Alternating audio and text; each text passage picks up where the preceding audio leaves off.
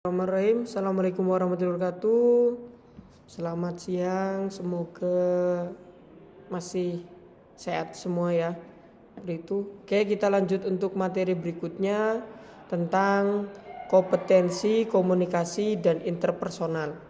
Tapi yang pertama kita akan coba membahas tentang komunikasi terlebih dahulu seperti itu. Karena ini adalah MK-nya kewirausahaan, kita sebagai seorang wirausaha itu sangat memerlukan kemampuan komunikasi. Kenapa seperti itu? Karena komunikasi merupakan dasar bagi seseorang wirausaha seperti itu untuk menyampaikan pesan, mendekati seseorang seperti itu. Mendekati seseorangnya siapa? Pelanggan, memimpin karyawan dan juga memotivasi bawahannya seperti itu ataupun karyawannya. Seseorang wirausaha sekalipun memiliki produk unggulan, konsep layanan prima dan gagasan-gagasan kreatif, tetapi tidak punya komunikasi yang baik dan juga bagus seperti itu pasti akan menjadi salah satu kelemahan seperti itu yang bisa saja menjadi faktor yang sangat berpengaruh dalam proses beliau itu berbisnis ataupun berwirausaha seperti itu. Ada salah satu seorang pembicara itu menurut Lilik ya tahun 2011 itu mengatakan bahwa komunikasi menjadi salah satu elemen terpenting dalam menjalankan kewirausahaan.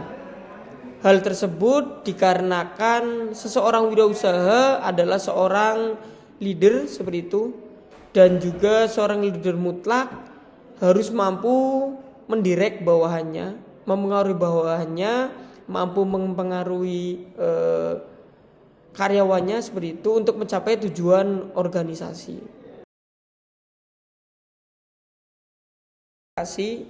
Komunikasi itu adalah istilah dari bahasa Inggris ya, yang dari kata communication. Secara etimologis atau menurut asal katanya adalah dari bahasa Latin communicatus, dan perkataan ini bersumber pada komunis. Kata komunis memiliki makna berbagi seperti itu. Ini bukan bahas komunis yang itu ya, mohon maaf ya. Ini cuman secara etimologis kata dari komunikasi dalam bahasa Indonesia seperti itu. Berbagi atau menjadi milik bersama, yaitu suatu usaha yang memiliki tujuan untuk kebersamaan atau kesamaan makna. Atau menurut Lilik, komunikasi menjadi salah satu elemen terpenting dalam menjalankan kewirausahaan. Kenapa seperti itu? Karena komunikasi adalah proses penyampaian suatu pesan oleh seseorang kepada orang lain untuk memberitahu atau untuk mengubah sikap bisa pendapat atau perilaku juga bisa seperti itu, baik secara langsung ataupun tidak langsung. Itu adalah fungsi daripada komunikasi seperti itu.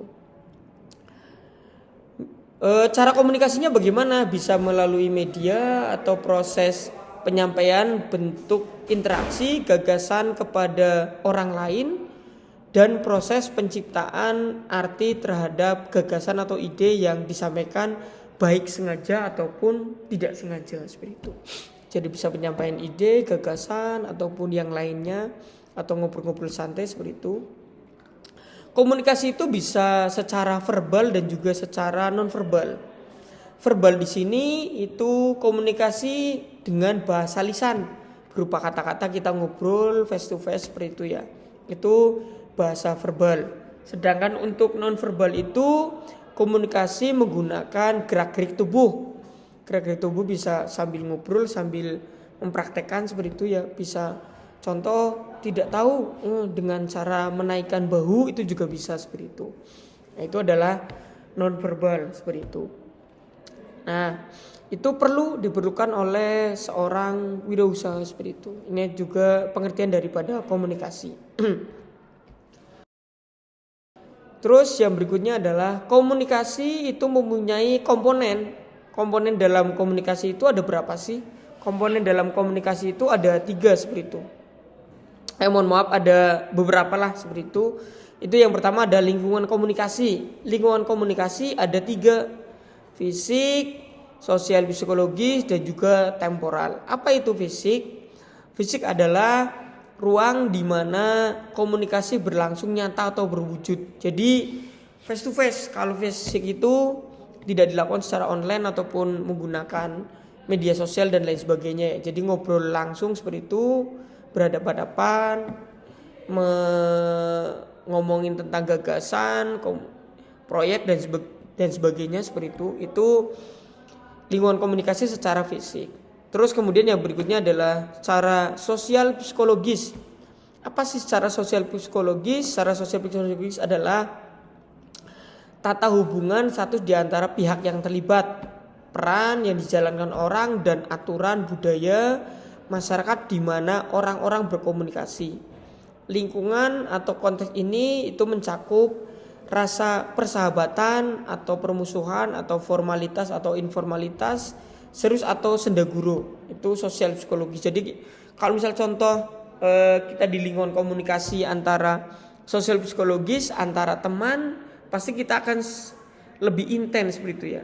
Bisa saja bahasanya itu bahasa tongkrongan seperti itu.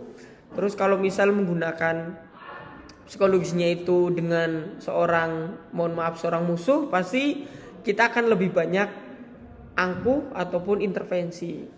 Nah, kalau misal menggunakan formal, kita bahasanya pasti menggunakan bahasa yang lebih bertata ya. Jadi menggunakan contoh EYD yang baik dan juga benar, kata baku seperti itu. Jadi lebih resmi lah seperti itu. Terus kalau misal menggunakan serius atau senda guru, yaitu salah satu daripada sosial psikologis, itu di lingkungan komunikasi. Yang berikutnya adalah temporal atau waktu. Itu bagaimana kemudian kita ngobrol dengan seseorang, melakukan komunikasi dengan seorang itu berjangka waktu itu berapa sih seperti itu. Pasti kalau bahasanya tongkrongan itu kita menggunakan waktunya itu pasti lama seperti itu ya, tidak mengenal jam ya seperti itu ya. Kalau misalnya menggunakan formal, kita pasti ada jenjang waktu tertentu. Misal presentasi di hadapan seorang kolega seperti itu, ataupun mau mengedilkan proyek, pasti jangka waktunya sebentar ataupun ada diatur lah waktunya seperti itu. Nah, ketiga faktor ini, fisik, temporal, sosial psikologis dalam lingkungan komunikasi itu saling berinteraksi. Masing-masing itu saling mempengaruhi dan juga dipengaruhi seperti itu oleh orang lain, oleh yang lain juga seperti itu. Sebagai contoh nih dari ketiga dimensi lingkungan ini, itu contohnya adalah terlambat memenuhi janji dengan seseorang seperti itu. Kalau misal kita terlambat memenuhi janji dengan seseorang, pasti akan mempengaruhi ketika kita berkomunikasi seperti itu. Mood kita itu, sifat kita pasti akan berubah ketika kita sedang dalam komunikasi tertentu. Ini janjian dengan seseorang, dia terlambat, pasti komunikasi kita pasti akan berubah. Yang awalnya itu kita santai jadi agak bad mood, kan itu akan mempengaruhi keputusan kita nantinya. Nah, itu seperti itu.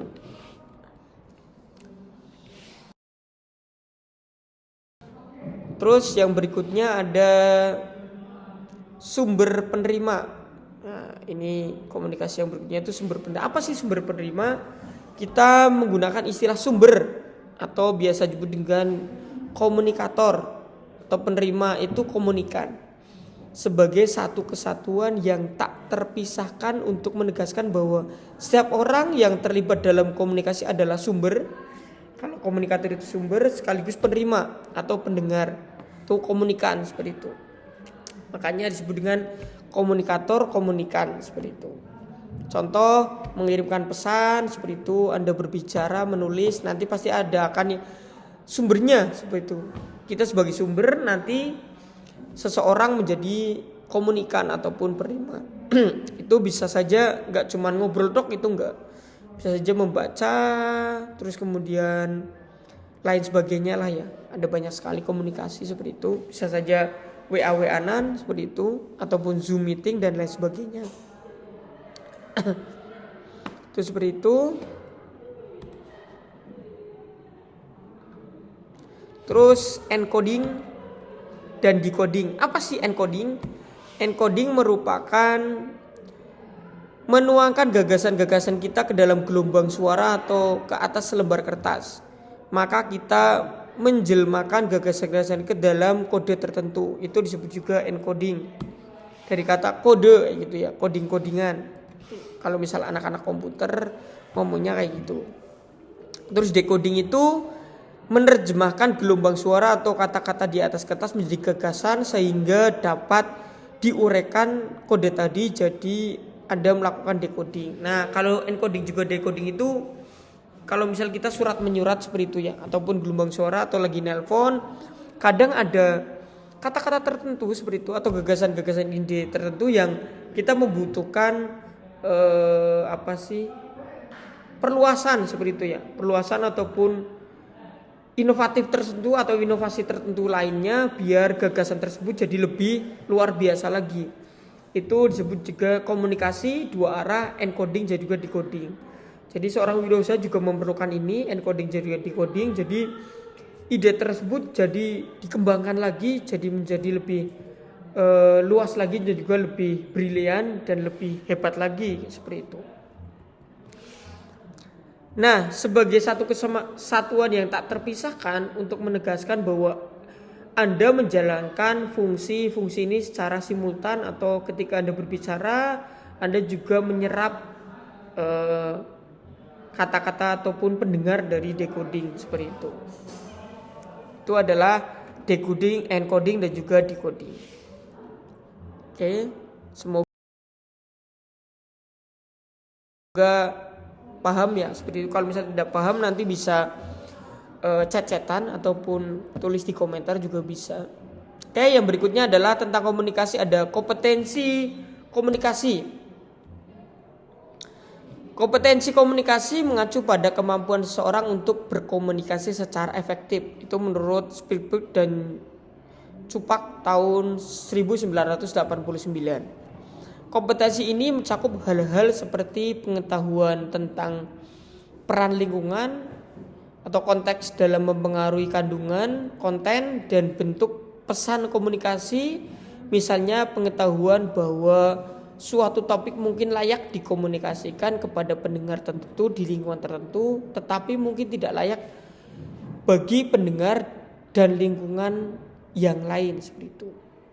Nah, kita harus tahu nih pengetahuan tentang tata cara berkomunikasi, baik itu verbal ataupun non verbal seperti itu, misalnya kepatuhan sentuhan, suara yang keras ataupun kedekatan fisik kita dengan seseorang seperti itu.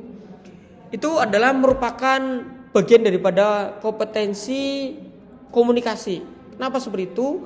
Dengan meningkatkan kompetensi, kita akan mempunyai banyak pilihan berperilaku. Makin banyak Anda tahu tentang komunikasi, makin tinggi kompetensi kita seperti itu ya. Makin banyak pilihan kita yang Anda punyai untuk melakukan komunikasi sehari-hari, itu makin banyak juga kita bisa berperilaku kepada seseorang. Nah, proses ini itu proses mempelajari perbendaharaan kata. Jadi kalau misal kata kita itu makin banyak, kita akan mengeluarkan kata-kata yang lebih variatif seperti itu ya.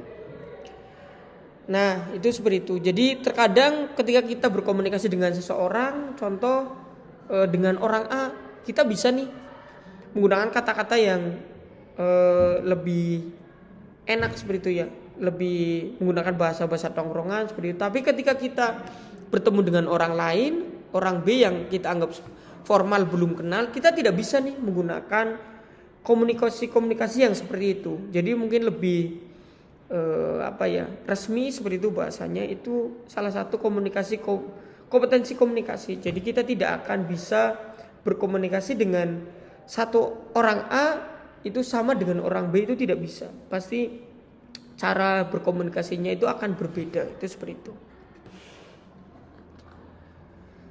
Terus yang berikutnya adalah pesan. Pesan komunikasi dapat mempunyai banyak bentuk. Kita mengirimkan dan menerima pesan ini melalui salah satu atau komunikasi tertentu dari panca indera. Nah, Ini erat kaitannya dengan misal contoh pesan itu tidak hanya dari WA gitu ya. Contoh kita memberikan pesan terhadap orang lain melalui medsos seperti itu enggak juga seperti itu. Kita ngomong dari orang ke orang itu juga disebut juga pesan. Nah, contohnya adalah kalau misal kita memberikan pesan terhadap seseorang itu menggunakan bahasa-bahasa ataupun gerak tubuh ataupun pakaian kita seperti itu juga bisa kita disebut dengan juga pesan seperti itu. Contohnya itu busana yang kita kenakan.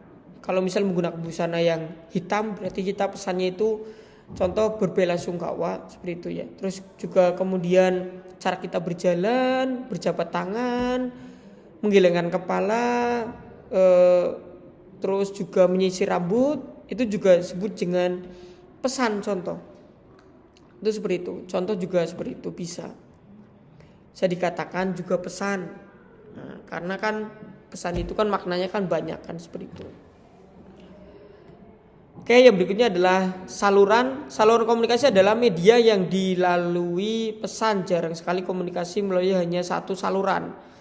Umumnya kita menggunakan 2, 3 atau 4 yang berbeda secara simultan. Itu bagaimana sih? Seperti itu contohnya adalah dalam kita berinteraksi. Berinteraksi itu kita tatap muka, kita berbicara dan juga mendengarkan. Itu juga disebut dengan juga saluran suara. Tetapi kita juga bisa yang lain. Contohnya adalah bagaimana? Contohnya itu memberikan isyarat tubuh dan juga menerima isyarat secara visual. Seperti itu. Kita juga memacar, bisa juga dengan cara yang lain. Caranya bagaimana? Mencium bau-bauan ataupun saling menyentuh seperti itu ya. Itu juga disebut dengan saluran. Nah, kita bagaimana tatap muka ya benar tatap muka ataupun tatap mata seperti itu juga disebut dengan juga saluran komunikasi. Kalau misal contoh orang yang kita tatap muka ataupun tatap mata itu berarti kita sedang mendengarkan orang tersebut. Kalau kita memalingkan wajah berarti kita tidak senang dengan apa yang dia bicarakan. Itu contoh daripada saluran. Oke, yang berikutnya adalah dari komunikasi ada yang namanya umpan balik. Apa sih umpan balik? Umpan balik adalah informasi yang dikirimkan balik ke sumbernya. Umpan balik dapat berasal dari Anda sendiri atau dari orang lain. Nah, jadi kalau misal contoh kita itu lagi ngobrol, cuman ngobrol satu arah tok kayak gitu ya. Ngobrolnya itu satu arah seperti itu. Itu kata salah satu komika itu kalau misal ngobrol itu tidak ada umpan balik, itu disebut dengan khotbah seperti itu. Kita ngomong terus tapi dari sananya itu tidak ada feedback seperti itu. Itu kan ini komunikasi yang bukan dikatakan komunikasi. Jadi tidak ada umpan balik dalam komunikasi tersebut ya, seperti itu. Nah, biasanya dalam proses komunikasi tersebut ada yang namanya gangguan. Apa sih gangguan? Gangguan adalah dalam komunikasi itu mendistorsi pesan. Jadi pesan itu tidak tersampaikan. Dan juga gangguan menghalangi penerima dalam menerima pesan dan sumber dalam mengirimkan pesan. Itu adalah contoh-contoh gangguan dalam komunikasi. Gangguan itu dalam komunikasi dikatakan ada dalam suatu sistem komunikasi. Hal ini membuat pesan yang disampaikan berbeda dengan pesan yang diterima. Saya ngomong A, di sana itu menerimanya itu berbeda seperti itu. Contohnya adalah ini sudah saya bagi. Macam-macam komunikasi, gangguan komunikasi, adalah fisik, psikologis, semantik.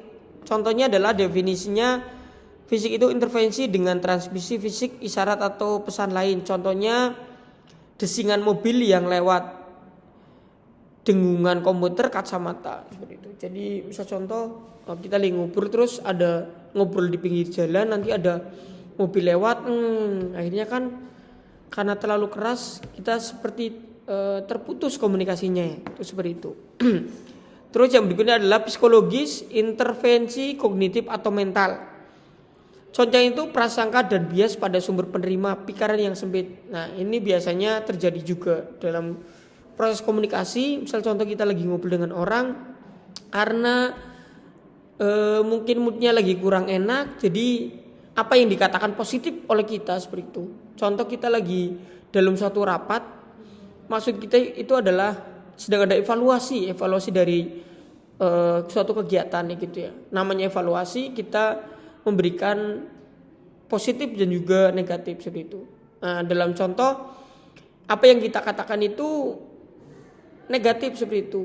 Maksudnya di sini adalah negatif itu untuk membangun seperti itu, untuk membangun dalam proses kegiatan yang selanjutnya biar tidak terjadi hal-hal yang tidak diinginkan seperti kegiatan yang sekarang.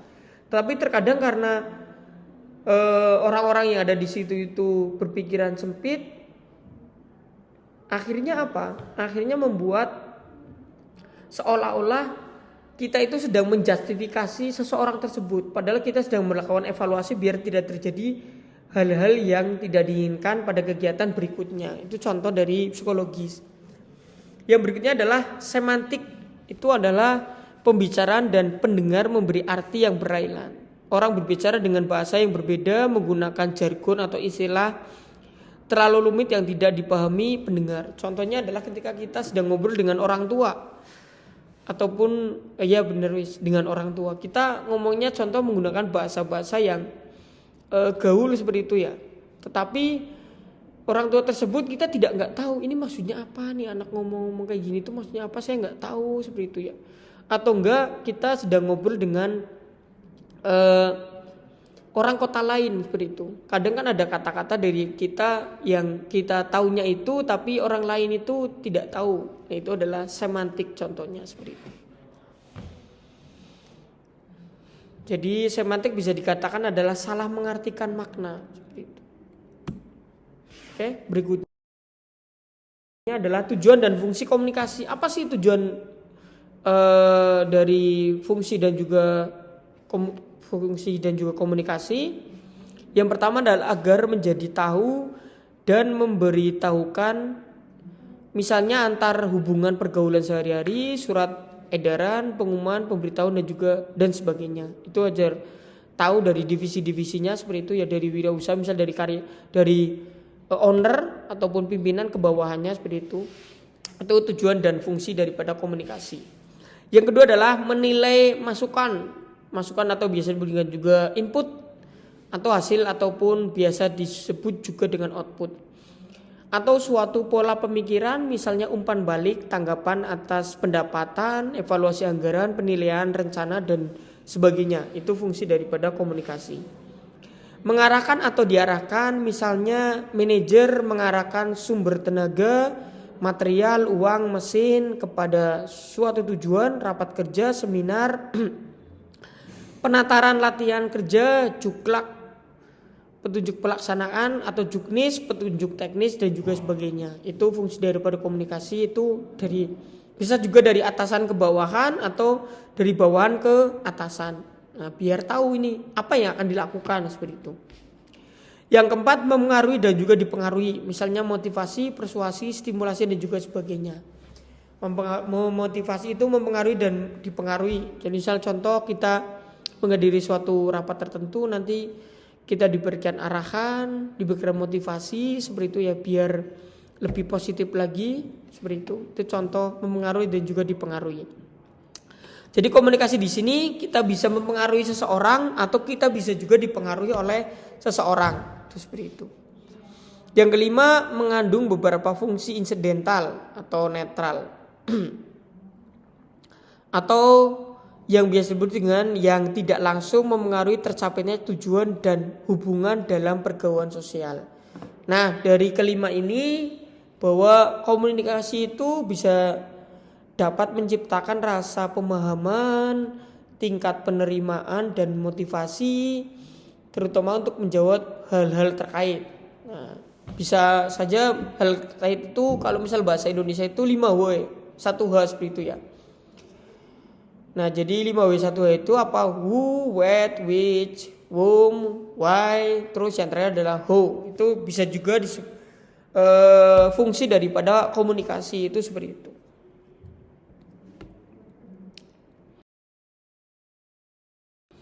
Terus kegunaan mempelajari ilmu komunikasi itu apa sih tujuannya dalam mempelajari ilmu komunikasi? Itu yang pertama ada 5 juga seperti itu.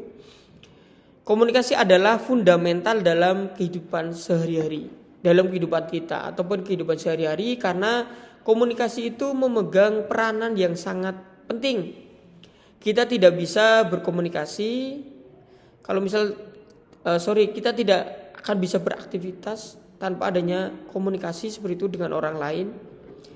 Itu juga bisa menjadi dapat membuat beberapa perbedaan kayak gitu ketika kita berkomunikasi dengan seseorang. Nah, yang berikutnya adalah komunikasi adalah merupakan suatu aktivitas kompleks. Kenapa dikatakan sebagai merupakan aktivitas kompleks? Itu bisa saja aktivitas kompleks di sini adalah aktivitas menantang seperti itu ya. Itu adalah jadi melakukan suatu komunikasi itu bukan sesuatu yang mudah menurut saya pribadi seperti itu. Apalagi kalau misal kita melakukan berkomunikasi dengan orang yang belum kita kenal. Nah, itu awalnya itu pasti akan susah seperti itu ya. Ini gimana cara komunikasi pertamanya gitu. Itu makanya disebut dengan aktivitas kompleks ataupun aktivitas menantang. Nah, komunikasi adalah vital untuk suatu kedudukan atau posisi efektif tertentu. Contohnya adalah karir dalam bisnis, dalam pemerintahan, dalam perusahaan seperti itu, dalam pendidikan. Memerlukan kemampuan dalam memahami situasi komunikasi. Jadi kita harus memahami suatu komunikasi tertentu, makanya vital seperti itu ya. Takutnya itu kita yang tadi mengalami gangguan dalam komunikasi. Itu makanya itu dikatakan komunikasi itu vital seperti itu. Suatu pendidikan tinggi tidak menjamin kompetensi komunikasi yang baik. Nah, ini kadang agak lucu juga seperti itu ya. Jadi saya kadang menemui orang-orang yang berpendidikan tinggi juga ketika bicara komunikasi, mereka juga agak susah seperti itu ya. Terus yang pertama agak susah, terus yang berikutnya kata-katanya juga terkadang mohon maaf tidak beraturan seperti itu. Mungkin saya berhusnudzon saja seperti itu, karena mungkin mereka itu lebih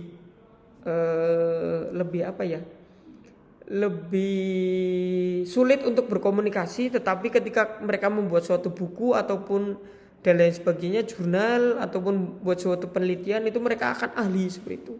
Makanya orang-orang itu kan juga ada, atau biasa disebut dengan, kalau zaman sekarang itu bahasanya itu introvert gitu ya. Orang-orang introvert itu kadang mereka enggan berkomunikasi seperti itu, mereka susah berkomunikasi walaupun pendidikan mereka itu tinggi, tapi dalam berarti itu mereka pasti punya kelebihan seperti itu. Nah, itu yang nomor 4. Yang nomor 5 adalah komunikasi adalah populer. Populer di sini adalah ya itu tadi, ketika kita tidak bisa berkomunikasi, itu nantinya akan mempengaruhi hal-hal tertentu. Terus ketika kita bisa berkomunikasi, contohnya saja sebagai MC seperti itu ya, kita pasti akan lebih terkenal, lebih banyak lagi job desk-nya seperti itu dan lain sebagainya. Itu kegunaan mempelajari ilmu komunikasi. Itu juga kita akan memperbanyak bank kata kita. Ketika bank kata kita banyak, pasti kita akan cara berkomunikasinya itu akan jadi lebih baik dan juga lebih bagus lagi. Itu seperti itu. Nah, ini contoh. Komunikasi itu sebenarnya banyak. Ada komunikasi verbal dan juga non verbal dan lain sebagainya. Komunikasi up to down ataupun down to up seperti itu. Nah, ini saya bahas satu saja seperti itu. Komunikasi dalam organisasi. Komunikasi dalam organisasi itu adalah dalam dunia kerja, komunikasi merupakan suatu hal yang paling penting dalam menjadi bagian dari tuntutan profesi ataupun keahlian. Komunikasi adalah suatu pertukaran sebuah konsep yang sederhana tetapi vital. Walaupun demikian, terlalu sering kita melakukan pendekatan dengan suatu pertukaran tanpa mempertimbangkan bagaimana pihak lain bereaksi seperti itu. Kalau misal contoh kita berkomunikasi, kita terlalu banyak ngomong seperti itu, kadang membuat orang yang menjadi komunikan lawan bicara kita itu jadi lebih sungkan ya seperti itu ya. Jadi agak malas seperti itu. Ini terlalu banyak bicara nih, tidak ada feedback dan lain sebagainya. Nah, terus kemudian masuk ke dalam konteks organisasi, dikenal proses komunikasi dua arah, yaitu satu pemberi pesan, terus kemudian ke media ke penerima pesan, atau dua pemberi pesan, media, atau terus kemudian ke penerima pesan. Terus seperti itu. Kadang-kadang penyebab rusaknya hubungan antar individu itu ini. Jadi tidak terlaksananya antara satu ataupun dua seperti itu ya. Nah, itu seperti itu. Jadi harus sinkron antara satu dan dua seperti itu. Contohnya adalah antara manajer ataupun supervisor dengan karyawan, atau di antara karyawan itu sendiri terjadinya miskomunikasi seperti itu ya. Seperti itu. Terus komunikasi formal dan informal. Komunikasi formal, komunikasi resmi. Terus yang menempuh jaringan organisasi struktur formal, di mana informasi ini tampaknya mengalir dengan arah yang tidak dapat diduga dan jaringannya digolongkan sebagai selentingan. Nah, itu kadang kita lagi komunikasi formal, tapi ternyata ada selentingan-selentingan yang komunikasinya itu informal seperti itu. Jadi agak terdistract ya, ataupun terputus, ataupun gimana ya, tidak terjadi komunikasi yang baik seperti itu. Lagi ngomong formal kok ada yang nyelenting informal, ini maksudnya bagaimana kan seperti itu. Terus yang berikutnya adalah 5 kaidah komunikasi. Yang pertama itu respect. Respect adalah kaidah pertama dalam berkomunikasi secara efektif, khususnya dalam berbicara di depan publik, adalah sikap hormat dan menghargai terhadap khalayak atau hadirin. Nah, yang pertama itu kaidah pertama dalam berkomunikasi dengan orang lain, termasuk berbicara di depan publik. Bagaimana kita sebagai pembicara seperti itu, ataupun sebagai presenter, ataupun sebagai atasan itu, kita harus mempunyai sikap, atau bahasa kerennya itu attitude ya. Attitude menghormati dan menghargai lawan bicara kita seperti itu ya. Harus diingat bahwa prinsip manusia itu ingin dihargai dan juga menghargai. Jadi kalau misalnya kita pengen dihargai, ya kita harus menghargai orang lain. Itu adalah sikap dari kaidah yang pertama, yaitu respect. Yang berikutnya adalah yang kedua, ada empati, yaitu kemampuan untuk menempatkan diri pada situasi atau kondisi yang dihadapi orang lain. Nah, rasa empati ini memberikan kemampuan untuk dapat menyampaikan pesan dengan cara yang akan memudahkan penerima pesan seperti itu. Dalam berbicara itu, kita di depan publik ataupun di depan tongkrongan ataupun lain sebagainya, kita harus terlebih dahulu tahu latar belakangnya mereka. Tahu latar belakangnya mereka, golongannya bagaimana seperti itu ya. Intinya latar belakang lah. Jadi ketika kita berbicara dengan orang lain itu tidak salah tempat. Kita lagi ngobrol dengan orang yang SDM-nya rendah, kita menggunakan bahasa-bahasa yang intelektual seperti itu. Pasti orang yang kita ajak bicara itu tidak tahu ini maksudnya gimana. Orang ngomong kok tinggi-tinggi amat seperti itu ya. Nah, itu adalah empati. Terus yang berikutnya adalah audible, atau biasa disebut yaitu dapat didengarkan atau dimengerti dengan baik. Audible dalam hal ini berarti pesan yang disampaikan dapat ditemani oleh penerima pesan. Seperti itu.